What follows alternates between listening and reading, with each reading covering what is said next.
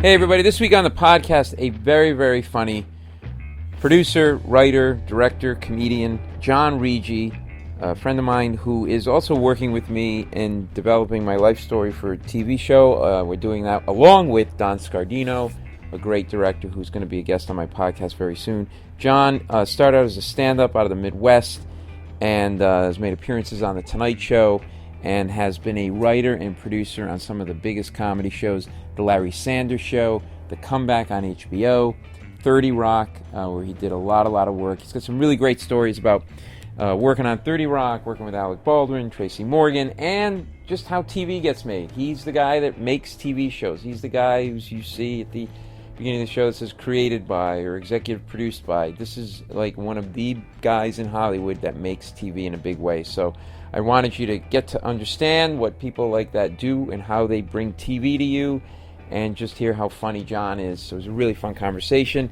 I am in Los Angeles. You can see me here in LA. Check out my website, paulmecurio.com, for tour dates. Keep spreading the links around for these podcasts. We're building, and this is a really great one and a really, really interesting guy and super funny guy, so I want people to hear it. And pick up my CD. It's Not Me, It's the World, at my website, paulmecurio.com.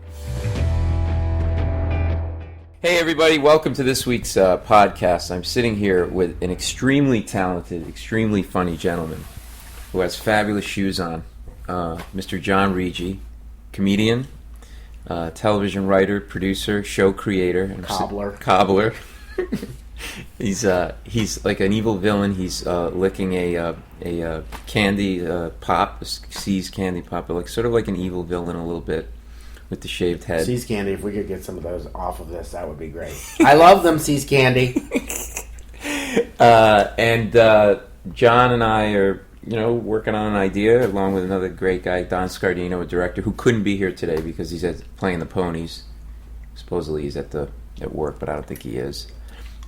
And got a liquor problem too. And John started as a stand-up and has been writer, producer, executive producer on a bunch of shows, including 30 Rock, where he got to know Don Scardino. Mm-hmm. And thank you for being here at your office while I interview you. It was a terrible inconvenience. Commute to go from the desk to the couch. For me, I had to walk 8 feet to get here. I've been wanting to ask you about this bike. You have an orange bike in your office. Do you bike to work? I don't bike to work. I bike on the lot because, and when we had our show in production, I would bike around quite a bit between the sound stages.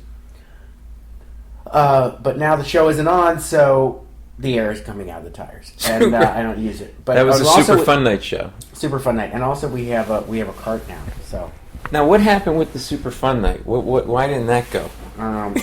Sorry. How much tape have you got in that thing? This is electronic, man. Digital, Grandpa. We can go all day. Why, change the canister, and I'll tell you a story. Well, explain to people the process of developing a show.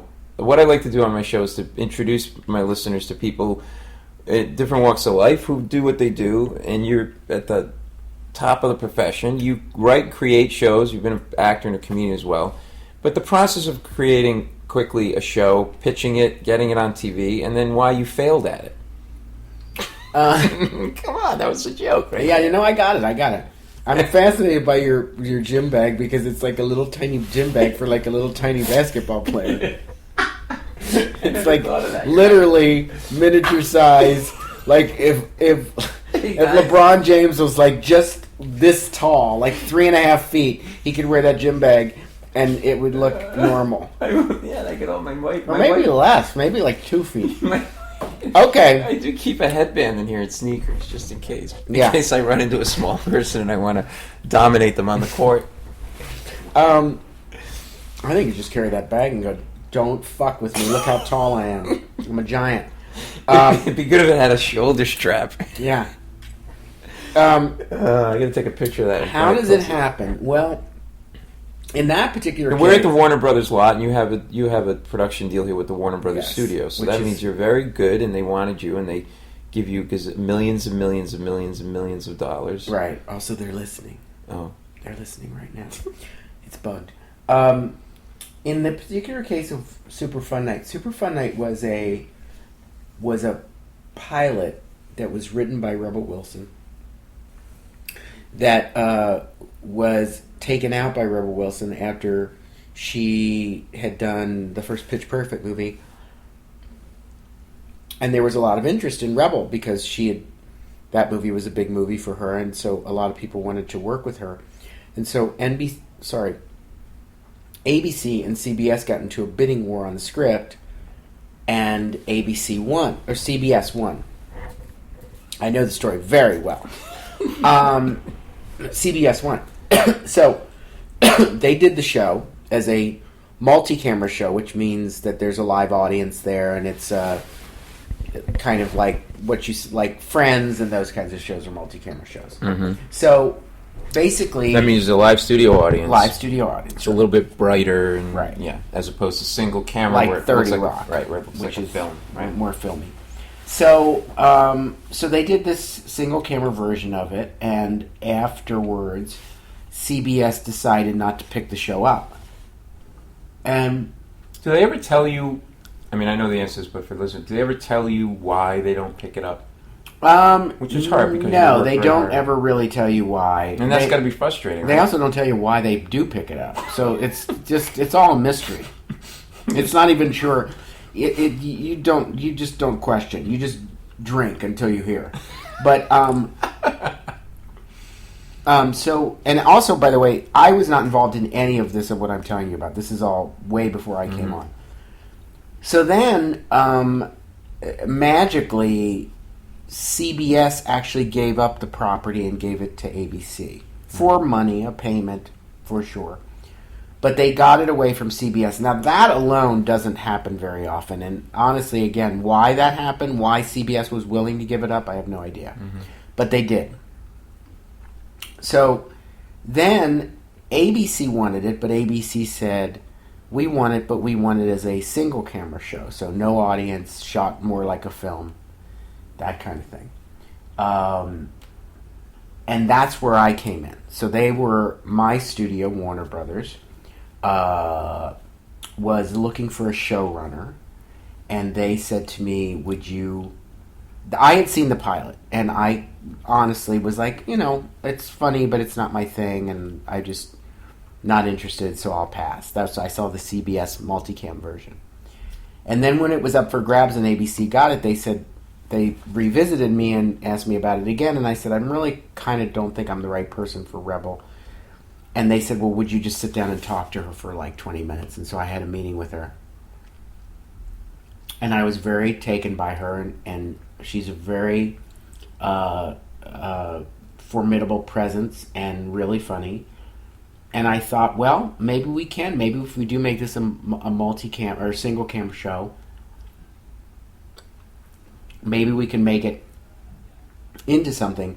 And what really ultimately drew me to it was the idea of putting three women on air that normally would not be on air, because you couldn't. They're all very attractive ladies in their own way, but I don't think that even they would say they're not attractive in the sort of cookie cutter traditional here's what a woman is supposed to look like way.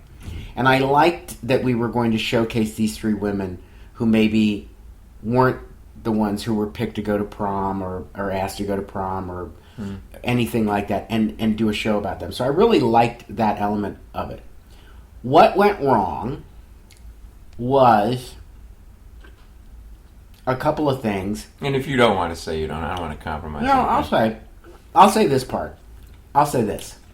What went wrong,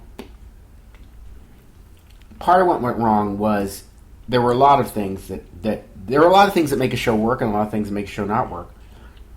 And one of the things that made that show not work was that I really think that Rebel was on the wrong network.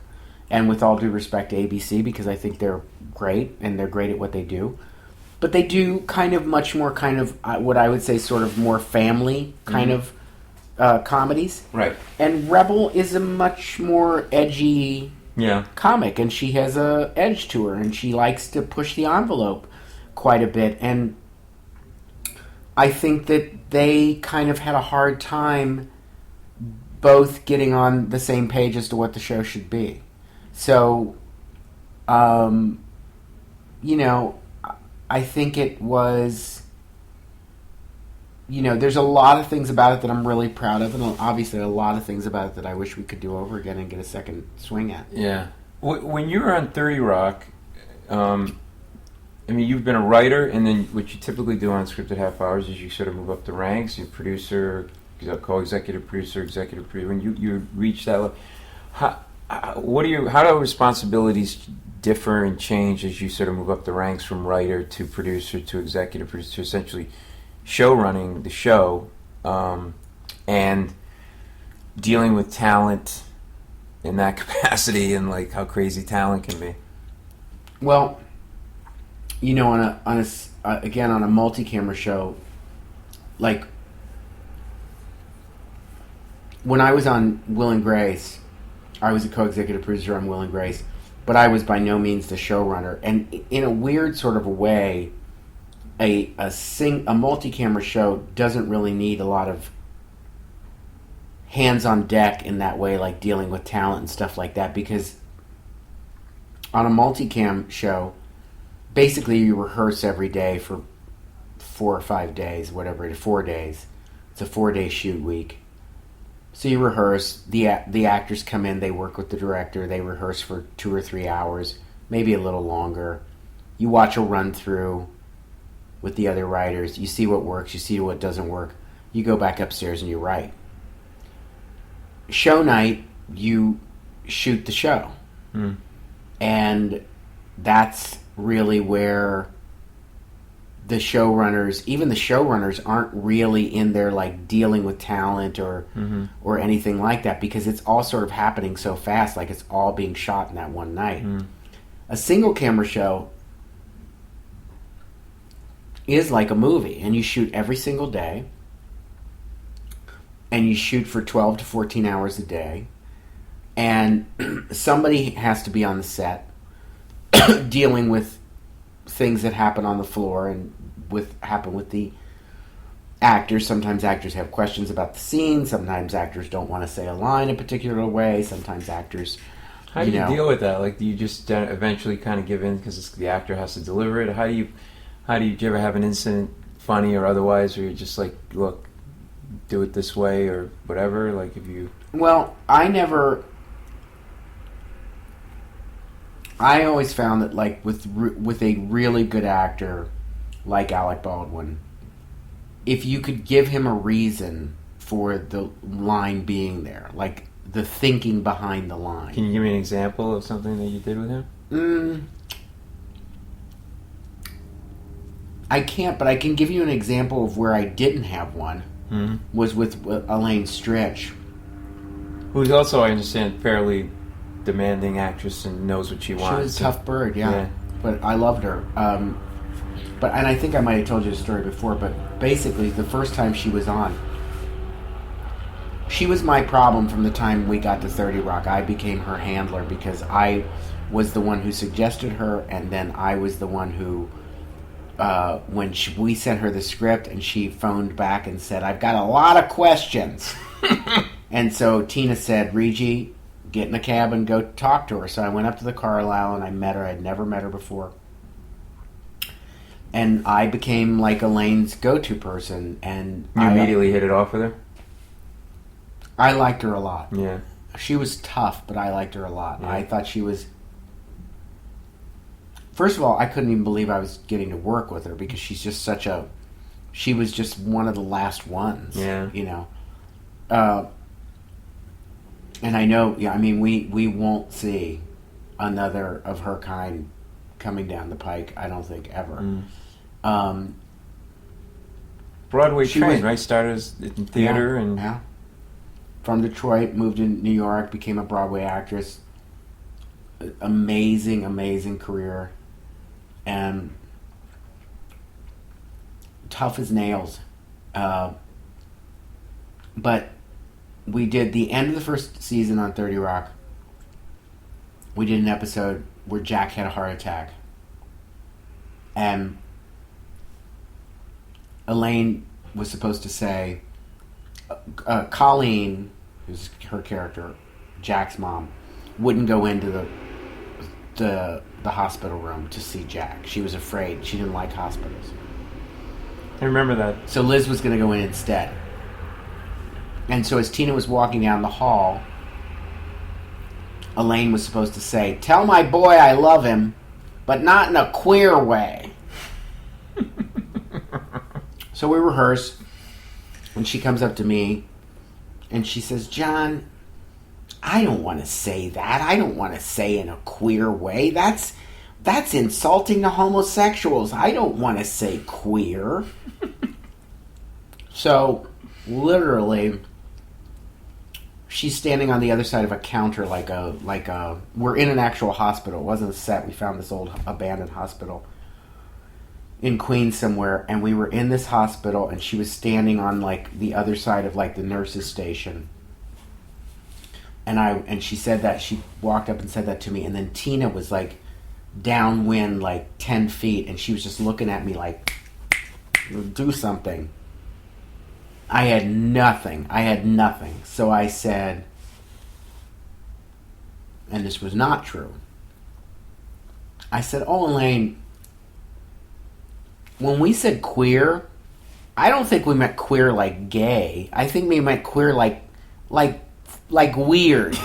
Like, don't be weird about it. Like, you know how people say, oh, that's so queer, like weird? So that's what I think we meant. I think we just meant, like don't say it in, like, a weird way." And I remember she looked at me. I remember she, like, was carrying her purse, and she was in her fur, and she was wearing that ermine hat, white men's shirt, tie. And I remember she just, like, readjusted everything. Like, her purse. Mm-hmm. And she just kind of straightened her, before she answered, straightened her coat, and she was like, fixing her hat. And then she said, "John, let's you and I get something straight. You don't bullshit me, and I won't break you in half."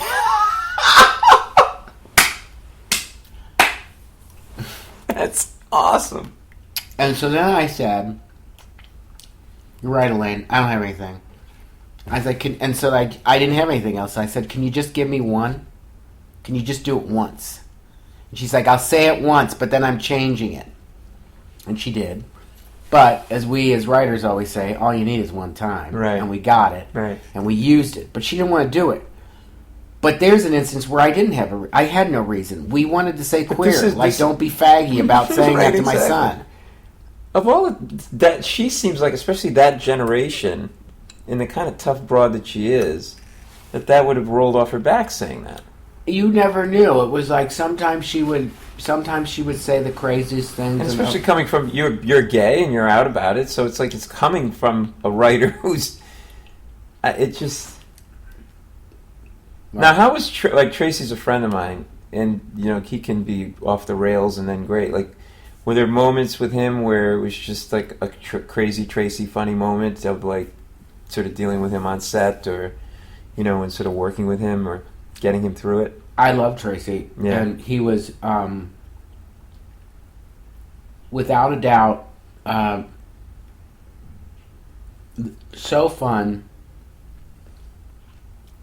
and no ego. Like, Tracy would literally say to you, if he just wasn't getting it, he would look at me. If I was directing him, he would look at me and say, "How do you want me to say it, Reed?" He would just say, "Just tell me, just give me line reading." He would just say it. That's awesome. He didn't care.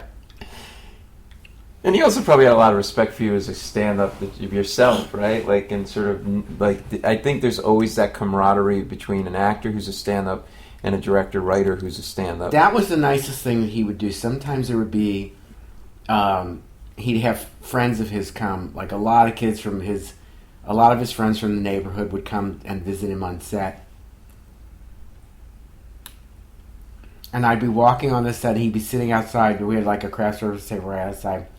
And he'd be sitting there with these people, and he'd go, and more than one occasion, he'd be like, "You know who that is? That's John Riggi. You know that dude? That dude been doing stand-up forever, man. That's a legend. John Reed is a legend. Not that I think I am a legend, but it was just nice of him to say it. Yeah, no, but you... And he was really, really sweet guy and was like... I loved working with him. I loved working with him. He was always funny. He would always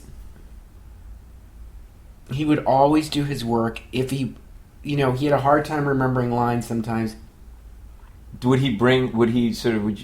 much improvisation would you guys allow within the script? Or was that up to the director that week? Well, we would try not to improvise it too much. We would improvise it if we thought of something better. But generally, that's kind of ironic to me because Tina comes from, an improv background. There's a lot of improv background people on the show. Yeah, but we spent a lot of time writing it. 30 Rock, if nothing else, 30 Rock was a very writerly show. It was very driven by writing. So you come in with a script for, I don't know, the A story is Tina thinks she wants to adopt a child and just forget about being married, and then there's a B story with Alec and his mother, and a C story with Tracy trying to buy marshmallows, whatever. When you start with that story, you walk in with that script, help people understand sort of the process that goes through and how much that changes as it goes through different hands on the staff, right? Like, you don't just walk in and go, here it is, and they tweak a couple of things and shoot it, or was that the case on the show? No, what we would do is we would sit in a writer's room, and 30 Rock was very much a one from column A, one from column B, one from column C show, in the sense that what we would do is at the beginning of every year, and it was kind of silly, is we would do these packets. You had to do a story packet. And so you'd have to write these story packets, and then the stories there was a gigantic board in the writer's room. And Robert, Carlock, and Tina would read all the story ideas, and then they would decide, oh, we like this one, we like this one. And that big giant board was divided up into Liz stories, Jack stories, Tracy stories, Jenna stories, the other writers' stories, Kenneth stories. Oh, okay. So not necessarily A, B, C, right? So just sort of. So there'd be funny ideas for those stories. And that's every week you had to come in with a. No, at the beginning of the season. The funny thing about them was we very rarely used any of them until later on in the season, when we were getting so far behind, we'd start looking at the big board and go, is there anything on the big board that we can use in the next... Why wouldn't you use them initially?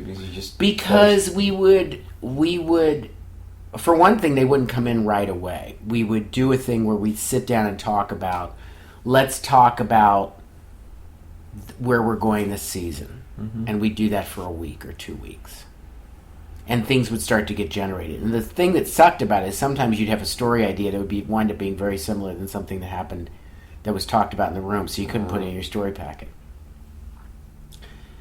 But we would spend a lot of time coming up with what does Liz Lemon want this season? Like, where are we taking her? What does she want? Like when we did the baby arc, when we did all those different things. So we'd come up with those ideas, and then we'd try to think of that kind of stuff. And then we would say, well, what's going on with Jack? And what's going on with Tracy? And what's going on with Jenna? And, which is, like one example of that is how we decided to give Jenna, we gave Jenna Will Forte as a boyfriend, as a cross-dresser that was dressing up as her but was straight. How did that cross-dressing angle come up? It just was so... I forget exactly, other than I think the genesis of it was that we thought that someone who dressed up like Jenna would be the ultimate person that she would be attracted to. It's herself. Because it's herself. Yeah. So then we went with that, and then we were like, well, what if it's drag queen? And then we were like, well, what if it's drag queen but he's actually straight? And and then we actually went down to, God, I can't remember that drag bar we went to that's on the east side. It's on 2nd Avenue. Oh, that was the real bar. That wasn't oh, wow. Yeah. And I shot that episode, and it was hard shooting in that place. But we shot there. So all the extras were real drag. Yeah, those were all real drag They queens. all probably thought this was my moment too, right?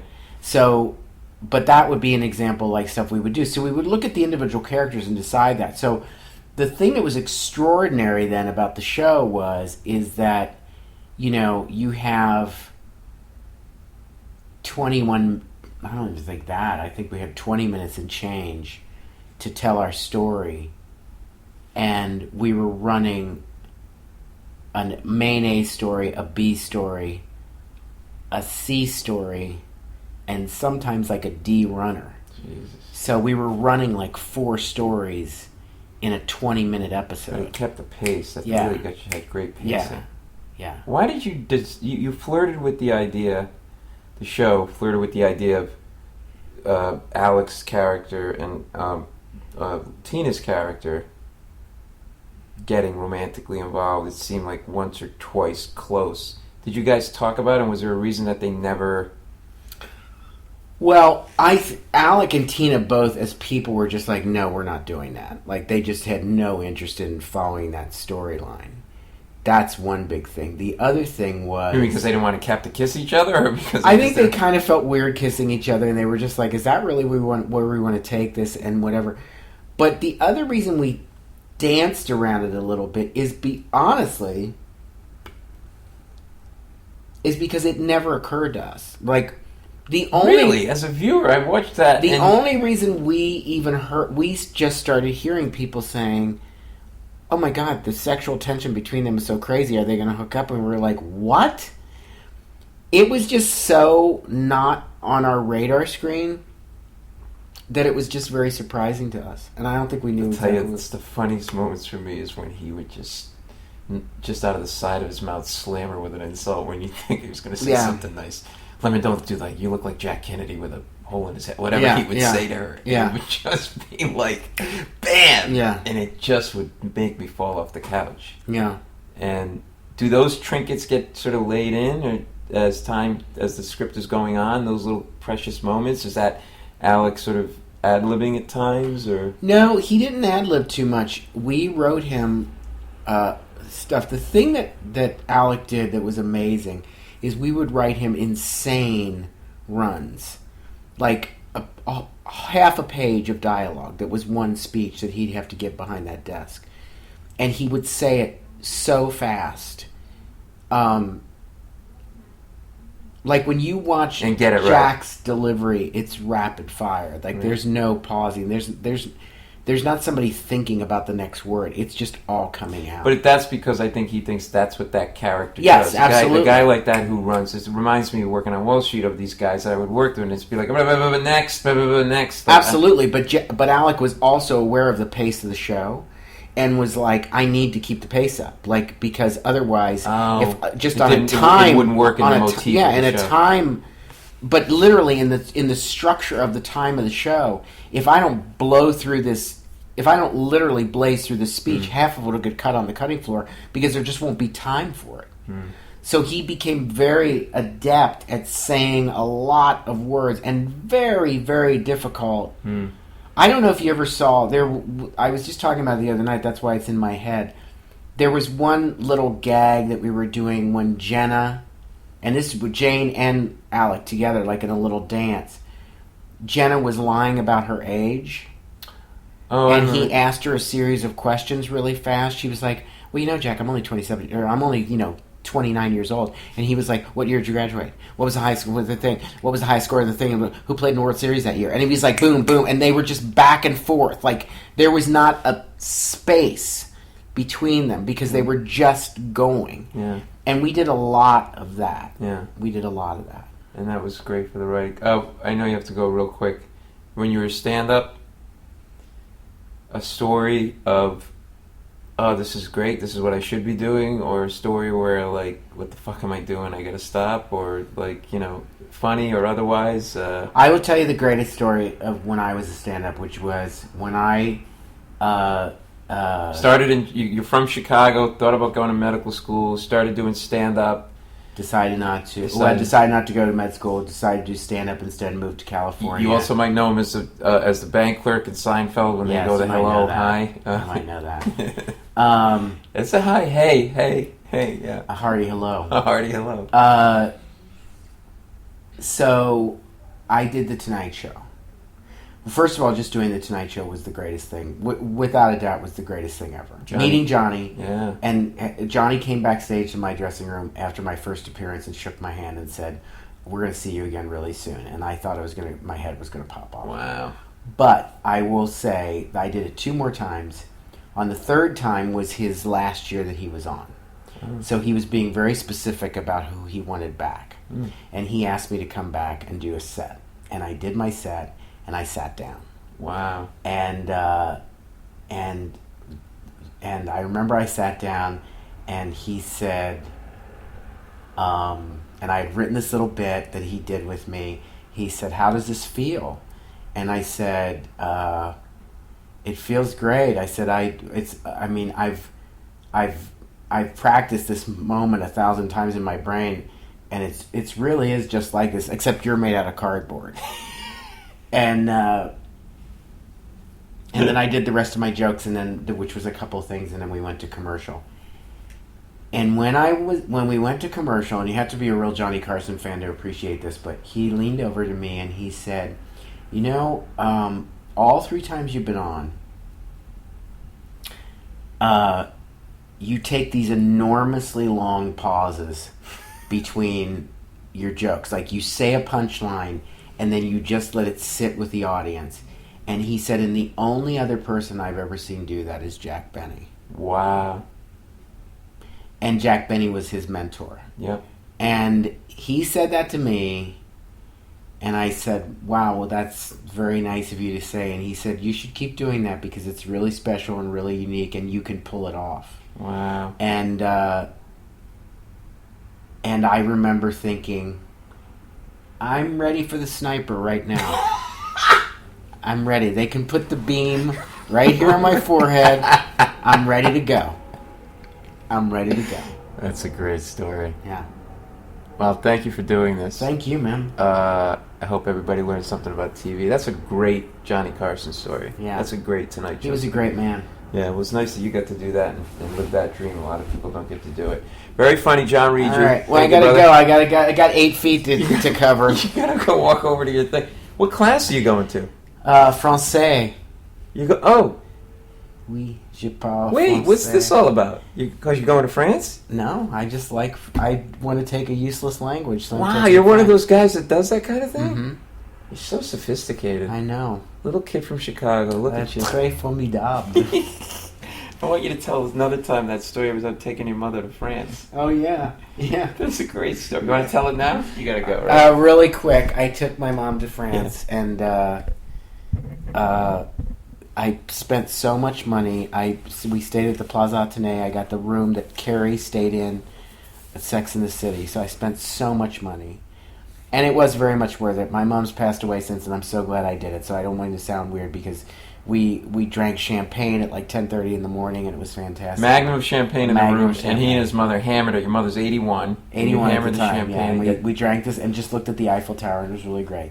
But then my mother, the reason this came up is because my mother, even though my mother had no money, did not come from money. She was not afraid at all of spending my money whenever possible. So I take her to the Plaza Athénée. We're going to French restaurants. We're doing this. I'm hemorrhaging money. And my mother says to me one day, I want you to take me to Chanel. And I was like, what?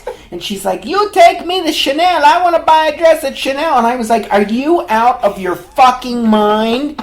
I'm not taking you to Chanel. And she's like, I want to go to Chanel. And I was so mad at her because she just fucking guilted me into it. And I said, us like stomping down the Champs-Élysées.